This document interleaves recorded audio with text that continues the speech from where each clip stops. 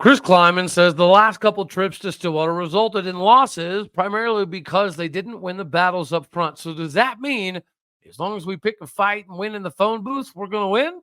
You are Locked On Oklahoma State, your daily podcast on the Oklahoma State Cowboys, part of the Locked On Podcast Network, your team every day.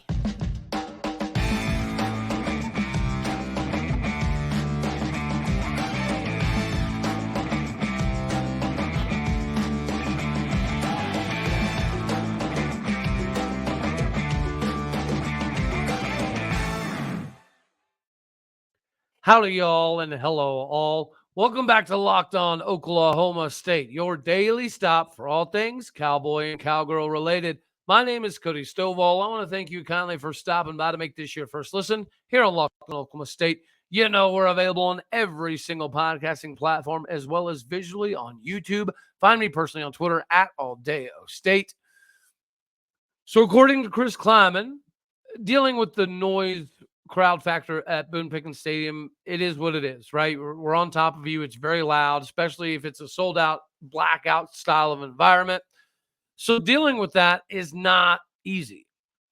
Well, one way to counter some of that is to guarantee that you win down low, right?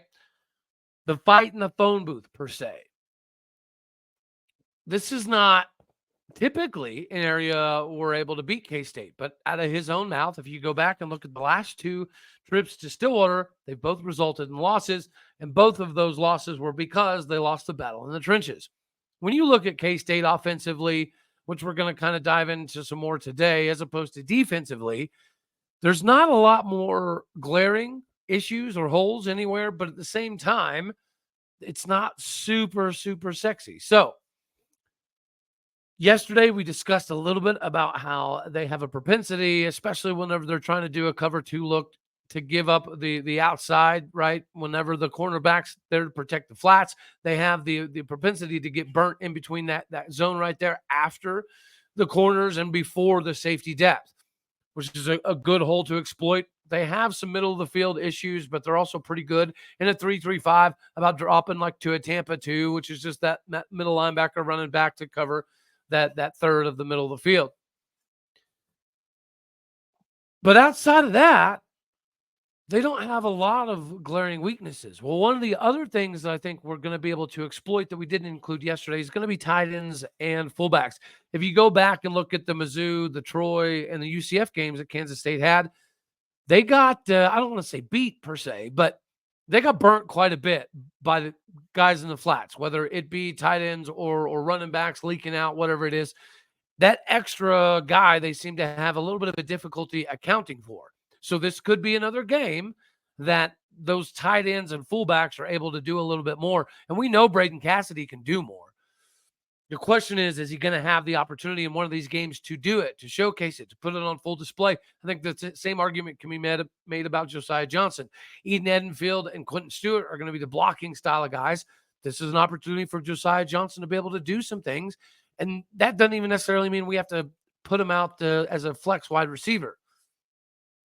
So other than that is getting in a fight in the phone booth, the ticket to success here in Stillwater once again.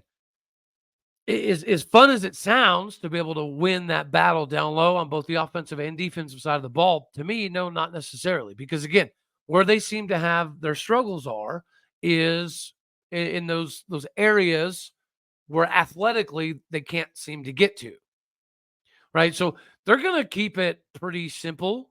They're going to usually use a 7-man box. They will kind of show an 8-man box just like we do because they run different iterations of the 3-3-5.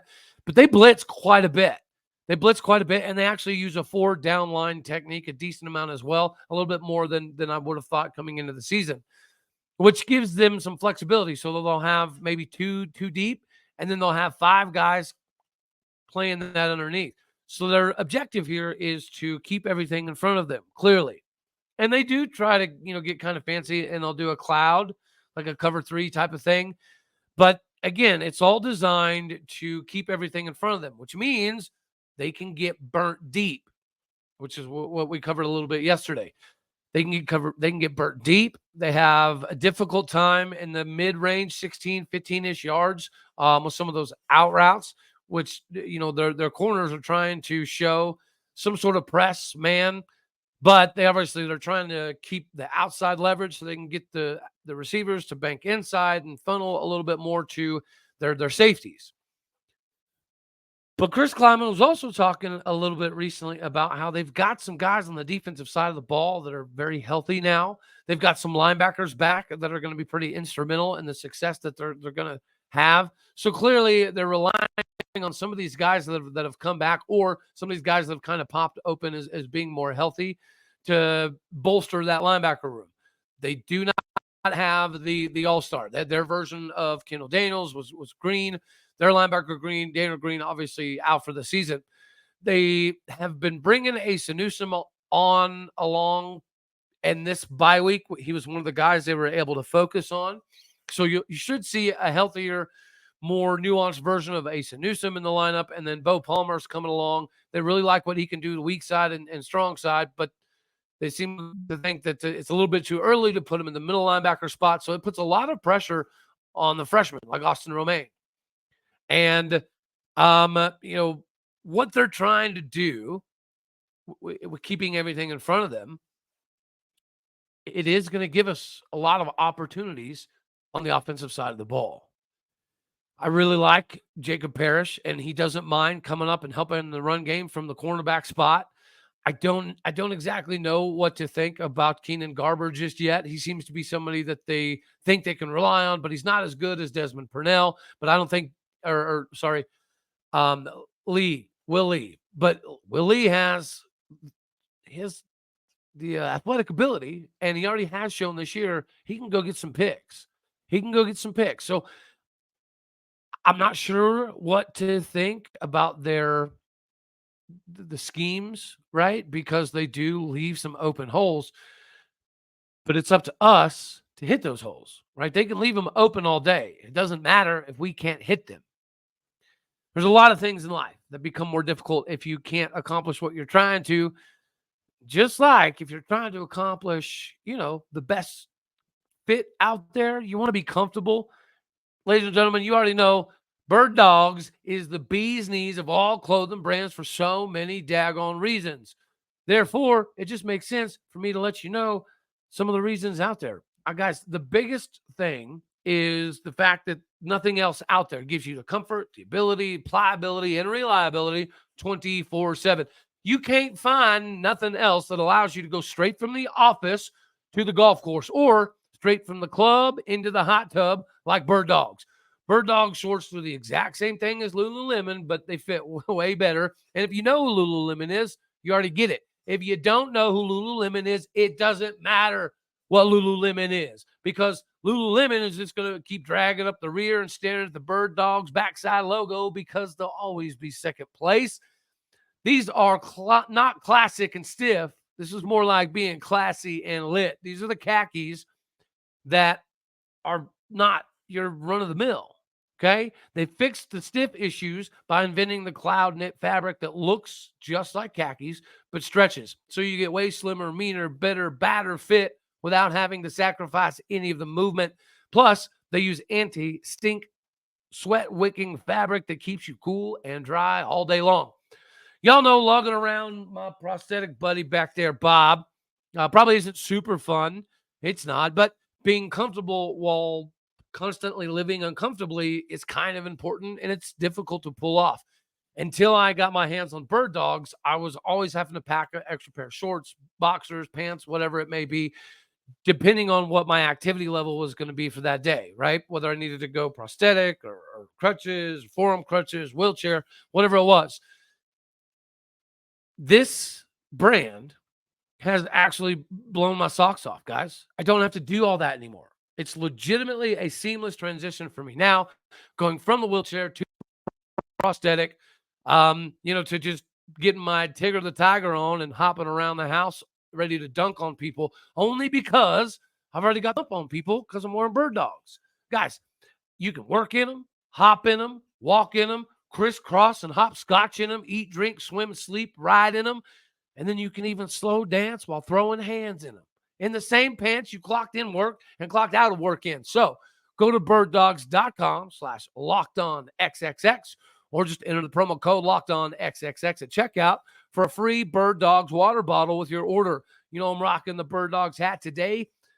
That is birddogs.com/lockedonxxx for a free water bottle at checkout. You won't want to take your Bird Dogs off. They can promise you that, because the comfort and the built-in boxers and everything are just so crazy that you kind of forget that you got them on. You're not in a birthday suit, but you might as well be, with the look and comfort to be classic and classy all at the same time. All right, y'all, visit Bird Dogs. They are the bee's knees. So where are some areas of vulnerability offensively? From an offensive line perspective, they do a lot of different things, right? They do mostly a little bit of a combination of Bob, big on bid, back on backer type of protection, and some slide protection. It's not just slide. They're not doing zone read type of stuff 24/7, but they do a little bit of both. So they'll maybe do a big on one side of the field. The other side of the field, they'll get a little bit limber, and they'll do more of a slide protection for the quarterback. Will Howard is maneuverable enough. Oh, my Lanta, I can speak, I promise, to be able to get away with not doing a full slide protection and or not just doing a full big on big protection. When they do a big on big protection, it's pretty. It's a pretty sight to see. But when they do the hash slide, it's still pretty intriguing, right? Because they can kind of get you in a situation defensively. Like if you're in a cover 6, right? Let's say you're cover 2 to one side or cover 4 to the other side. They can get mismatches where they want them. And when they get the mismatches that they're looking for, they've got some of the guys that can exploit some of those areas. We all remember Phillip Brooks, right? Not only a return man specialist, but the really good slot receiver. He is their version of Brennan Presley. The biggest difference between Brennan Presley and Phillip Brooks is they actually use Phillip Brooks, right? Brennan Presley doesn't get the ball, so we don't know what he can or cannot do half the time. They don't have that problem with Phillip Brooks. They find a way to get him the ball, especially in space. Their Z guy, the go up and get it guy, seems to be RJ Garcia. He's got a few tutties on the year. He can go high point the ball, but I don't think he's as sure-handed as a Phillip Brooks. And then Jadon Jackson, he can take the top off the defense, as can Keegan Johnson. They've got two guys that can legitimately go all the way down the field and take the top off the defense if you're not paying attention. But that is just the skill stuff, right? Their line is squared away. Levinson is a redshirt senior. BB is a redshirt senior. Gillum is a redshirt senior. Pansy is a junior. And then Willis is a redshirt junior. And then even their backups, redshirt junior, redshirt sophomore, redshirt sophomore, redshirt sophomore, redshirt junior. They've got guys that have been playing a long time down there in the trenches, which is why they're pretty squared away, which is why they can manipulate and do different types of protection on the same play. They respect the tar out of Will Howard. Okay, they're going to do everything in their ability to keep Will Howard mobile. But Chris Klien, as everybody else, tries to get some more freshman involvement during these times. So I think we'll see a decent chunk of Avery Johnson. Avery Johnson is their true freshman wide receiver. Got the golden lock style of hair that can take off. He can take off. They put him in a lot of wildcat packages. Even when he's going to run, he's still always getting 3, 4, 5 yards. So he's pretty impressive to watch. They're going to have time to implement some of that as well. We already talked a little bit about DJ Giddens. Guys, DJ Giddens is number 3 in the Big 12 in yards without having a game. So, heck, the last game he rushed like 218 some odd yards. That dude is talented. And then they also have Treshaun Ward. Treshaun Ward, I guess, was a little bit banged up, right? But he's the speedster, the transfer from Florida State. And when you go back and look at the Troy game and the Mizzou game, they got that dude involved a lot. He's, I guess, our version of a Jaden Nixon, except for he's in the game a significant amount, and they find different ways to implement him into the game plan and give him the ball. And then DJ Giddens, if I were to give an Oklahoma State comp, I would say kind of like a Joe Randall. He doesn't look like he's running down the field so effortlessly as he is, but he does. Like, he glides down the field. Maybe a Dom Richardson with way more speed moves. Maybe that would be a good analogy. He's so daggone patient, it's almost frustrating, right? If you're watching defensive lines of other teams, it's like, okay, well, that's 3 seconds, 4 seconds. Somebody should be there. And he's just hanging out in the backfield, waiting on holes to open. He might be the most patient running back in the Big 12. so patient, it's almost maddening. But that's probably a direct correlation as to why his yards look like they do and his numbers look like they do, because he is that good. And then again, right behind him, they have Treshaun Ward. So it's too many guys that you have to account for. Guys, if they have a situation where they're in a 21 personnel, when let's say it's DJ Giddens and Treshaun Ward back there with Avery Johnson, what are you going to plan for? Like, it's just, you got the power run guy, you've got the speed run guy, you've got the mobile quarterback that can still throw a little bit. Now, and that's another thing, Will Howard was dealing with an ankle injury. This week off, I'm sure, did him a lot of good. I'm sure he's going to start the game pretty ready to roll. You wouldn't expect them to run so much with somebody who's like 6'6", 250, benching 450, squatting 657 hundo. But Will Howard does run a decent amount, way more than you would expect. And oftentimes it's due to misdirection. So, again, they'll implement different pass protections, but that's also because they'll do some of the old school stuff, right? Well, they'll just hand it off straight to the running back next to him. But they also do a lot of RPO stuff. So from a defensive backfield standpoint, it keeps you on your toes quite a bit. We talked a little bit yesterday about the D linemen have to have a big day. The D linemen have to have a big game today to open up for some of our Collin Olivers, our Lyrik Rawls, our Kendal Daniels to be able to make some plays. This is an opportunity for our safeties, which is supposed to be the deepest position group on the field. This is going to be their opportunity to show up and shine out. If the defensive line can at least take care of business. K-State's really good on covering up the A gap and the B gap. They do give up some C gap stuff. So this is, again, a game where Nathan Latu or Deshaun Brown, Cole Walter-Sheed, one of these guys on the outside is going to have to step up and have a big day because their C gap responsibility is not great. And they do love to leak that running back out. So he's not chipping, right? He might be chipping, but he's at least releasing out to get to the flats. I think that's an area that they might try to exploit on us because Trey Rucker covering the flats hasn't been great. Cameron Epps will be able to cover the flats better, but is he going to be able to hold up whenever we go to an 8-man box, right? These are the things that I feel like we got to take into consideration here. But what they do offensively, it's not super sexy. They're not going to allow you with a crap ton of misdirection like Texas and KU will do. K-State keeps it fairly simplistic. And like we talked about already, Will Howard does seem to have two different clocks in his head, right? Based on what the defense is doing. And we have numerous looks we can go to from the 3-3-5, whether we're going to use that stand-up guy on the outside or have him put his hand in the dirt to create an even front system. K-State has seen a lot of even front. A lot of teams are just base 4-3. Even some of the 3-3-5 teams they have played, they do likewise, and they bring up that Collin Oliver style of guy on the outside, have him put his hand in the dirt, and they rush 4. So K-State's very, very used to rushing 4. And if you don't rush 4, they're really good. Their linemen are really good about getting to the second level. They pull their linemen sometimes to the other side of the field that the play didn't even go to just for it to be on film to see what that linebacker does. And so the next time, if they need, that linebacker to do something specific, they'll pull that guard again to get that linebacker to do what he did last time to open up a different zone. Those are the things that K-State is really good at, which is, again, why this is an opportunity for our safeties to have a big day, right? I do think that our corners match up pretty well. Cam Smith and Corey Black are going to be pretty good matchups for what they have on the offensive side of the ball when it comes to one-on-one. What scares me the most is going to be some Phillip Brooks stuff, right? This is the Brim Presley mold that you want to see on the field. You're actually going to see it. So I expect us to do a decent amount of like a cover 2, cover 3 style look where we try to put 2 back, have 5 men to deal with that underneath stuff, and then obviously your 3 to 4 linemen. If our D linemen can get some push, doesn't have to be a crap ton, all right, but some push, and we can make Will Howard a little unhappy in the pocket. He's not great at hitting any of the longer, deep stuff. He ain't great at it.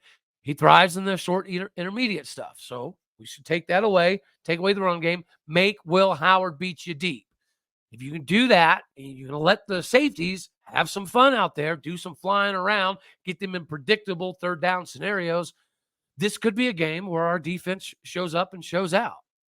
Offensively, the fighting in the phone booth thing, we want to win in the trenches for sure. But if we win in the trenches and we try to, conduct everything down in there in that phone booth scenario, we're playing into K-State's strengths. We need to go east to west. As much as I hate all these bubble tunnel screens, they are susceptible to these. They're susceptible to the back out of the flat after chipping on the defensive end. They're susceptible to that stuff. If you go cover two and you have a scissors concept on the outside, they're susceptible right there in the middle of the field whenever you start to get to those hashes. The seams are going to be open, and it doesn't seem to be something that Alan Bowman is typically using because he's drifting backwards in the pocket instead of stepping up in the pocket to look at the safety valves and the seams equally. Hopefully this is a game for that because they do have some exploitable areas. And then again, them offensively, they've got a lot of weapons, a lot more weapons than I thought coming into the season. Most people automatically decided since they didn't have Deuce Vaughn that it was going to be a difficult proposition. Look at K-State traditionally. They always have a pretty good running back. This is no different. They have two really good running backs. So if our defensive line does their job, then it's going to allow these safeties to show up, show out, and even to some degree show off. Will Howard's been responsible for a turnover every single game. He's thrown a pick in, I think, every single game. At least I know he's thrown picks in the first game, Troy game, and the Mizzou game. I think he threw a pick against UCF. Yeah, no, he did. So, yeah, he's thrown a pick in every game. So if you make things difficult on Will Howard, he's not a Peyton Manning that's going to stand back there and pick you apart. That's just how it is. There's a lot of things in life that'll pick you apart. And before we get to the defensive philosophy of bend, don't break, and why kickers' lives matter, another thing that matters is your dollar bills. The banking department is kind of important. So if you can help your bank out and get a little couple extra dollar bills in there, that's exactly what FanDuel is designed to do, ladies and gentlemen. So give yourself the opportunity right now, whether it's college football, okay? You got some things you want to manipulate here to make back some money, or it's NFL time. If you want to get the FanDuel NFL action, there's a reason why it's America's #1 sports book. Right now, new customers get $200 back in bonus bets, guaranteed. All you got to do is plus $5 bet. So that's $200 back in bonus bets, win or lose off a $5 horror. If you've been thinking about joining FanDuel, there's not a better time. You can bet on a multitude of things from spreads to money line, player prop, over under, Heisman, futures, who's going to win the conference, who's going to win the national title, who's going to play in the Final Four, who's going to make the Pro Bowl, all of that fun jazz. So go to FanDuel.com/lockedon to kick off the football season for you. Again, visit FanDuel.com/lockedon. Locked on, all be all one word, and kick off your NFL season. Visit FanDuel, the official partner of the NFL. Bend, but don't break. It's something that a lot of us hate, okay? I hate it. 2021 kind of spoiled us. That was the opposite of bend, don't break. They were just going to break you all the way down the field. Didn't matter where. Now, where bend, but don't break seems to be beneficial would be in this game for Oklahoma State's defense. Why I say that? Because the red zone packages aren't near as good as they used to be, in my opinion, which is kind of ironic because they have Will Howard there. But the biggest reason why condensing that field is going to be crucial for this one is because their kicker is not very good. I mean, I hate to throw shade at Mr. Chris Tennant, but even some of the ones he makes are ugly. It's like he kicks with the side of the foot and the ball just kind of floats. He doesn't have a consistent kick, at least this season. So if you put them in positions where they're on the hashes and a little bit of wind from 20 or 35, 45 out, you got to like your chances. So every time we can force them into field goals, I like our chances. If we're having a field goal for field goal game, we got this. So, do I love bend but don't break defenses? No, I really, really don't. But in this particular scenario, if the red zone defense of Oklahoma State can step up and hold tight, and we can make them kick a bunch of field goals, that's going to put us in a really good opportunity to catch this W. Our kickers, any of them versus their kicker, I feel like we got that one in the bag. Heck, we could almost probably put Hudson Clark down there to kick field goals, and it'd be equal to the K-State kicker. And I watched some clips last year. The dude's not a savant when it comes to kicking. He's going to miss some field goals. If you put him in a situation where he kicks 4 or 5 field goals in a game, he's going to likely miss at least one. So, bend but don't break. Not a fan. But if we're a little bit more aggressive than typical, and then we can kind of, keep things in that box when it comes to red zone defense, I like our chances here. If we turn this into a field goal fest, this is a W. And realistically speaking, if we can take advantage of their propensity to get burnt deep and on the outsides, deep flats, it's going to be another opportunity, guys. They want a fight in a phone booth, right? They want A gap, B gap, all day, every day, fist fights. I don't know that we can beat them at their own game. So occasionally, other than, the little delayed handoff that UCF had a decent amount of success with on like 3rd and 16, 3rd and 18 type of plays, other than those, man, it's going to be pretty interesting. It's going to be pretty interesting because they don't typically fare well in Stillwater. We haven't been playing a very good brand of football lately, but this is a blackout. National attention on Friday, all eyes on Stillwater. It doesn't have to be pretty. It just has to be pretty enough to get the dub. I don't care if it's a field goal fest, because if it's a field goal fest, we win that game. If it's a defensive battle, and they score a few touchdowns, then obviously we're putting ourselves in a slightly precarious position moving forward. All righty, y'all. You're going to want to catch tomorrow. I'm pretty sure we have a very, very, very well-known K-State special guest tomorrow. So as long as everything works out, that'll be awesome. And we'll let him talk about some of the K-State, O-State perspectives that he has as he's about to make the trip down to Stillwater. All righty, y'all. That's all we're going to have for this one right here. As always, I love you. God bless. Go Pokes. And thank you for tuning in to make this your first listen here on Locked On Oklahoma State. You could be anywhere, so happy you choose to be here. Get your bird dogs on. Be ready to rock and roll. Let's get this dub. All righty, y'all. Later, taters.